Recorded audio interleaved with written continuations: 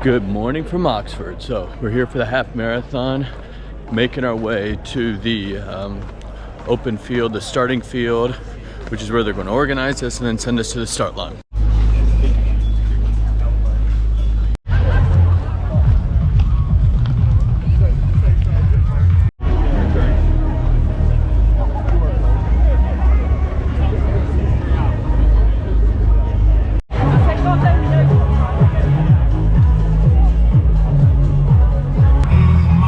We got an hour until the race and just trying to stay loose and warm. Not much happening in the festival area. You've got a bunch of vendors, you've got some music, baggage drop, but beyond that, not too much happening. If you need to go to the bathroom, this is where you go, but just going to chill, stay loose. Just got the call to head to the start line. So here we go. All of those course Alright, here at the start line, getting ready to start in about 10 minutes. 4, 3, 2, 1, ready,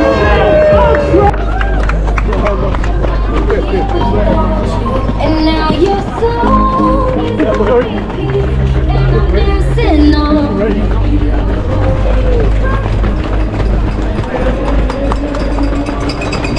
make some noise!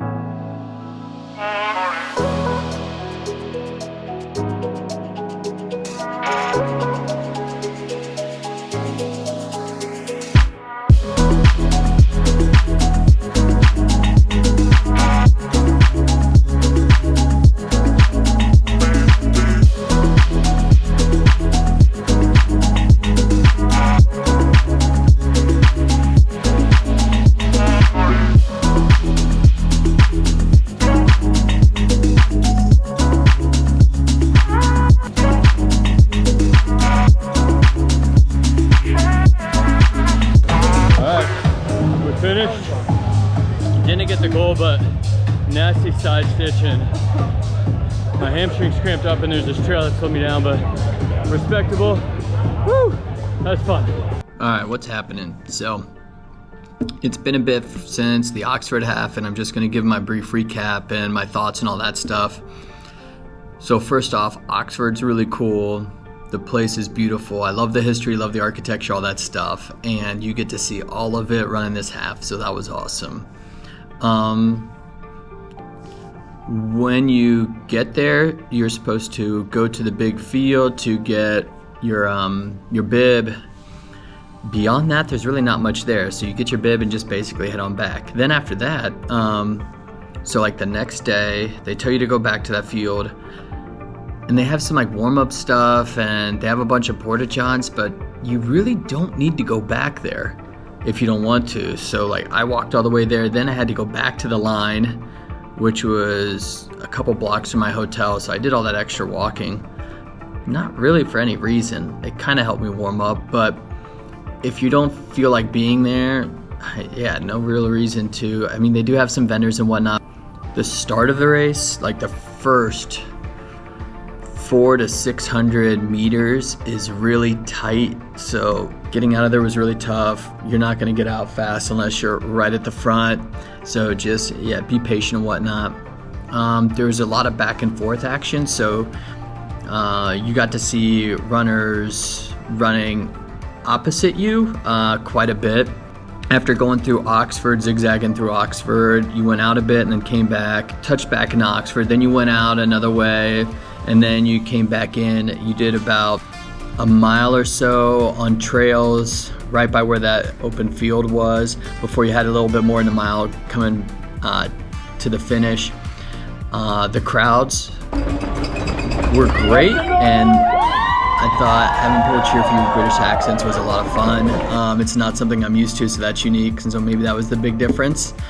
The highlight for me of the race was actually the night before. I was watching some YouTube videos to get an idea of the course, and I saw this middle-aged running man, and what he said was funny. I actually got to see him, like at 4 miles. I ran up on him and I said hey to him a little bit, and then afterward I actually got to talk to him, and so that was really cool. That was definitely a highlight. After the race, you get a shirt, you get a medal, and you got to walk about 5 to 10 minutes to get to where the shirts are to get to the field again. So that's a bit of a hike, but the race itself, the scenery is really cool. There's a lot of great crowd support. I would definitely recommend doing that because I thought it was awesome.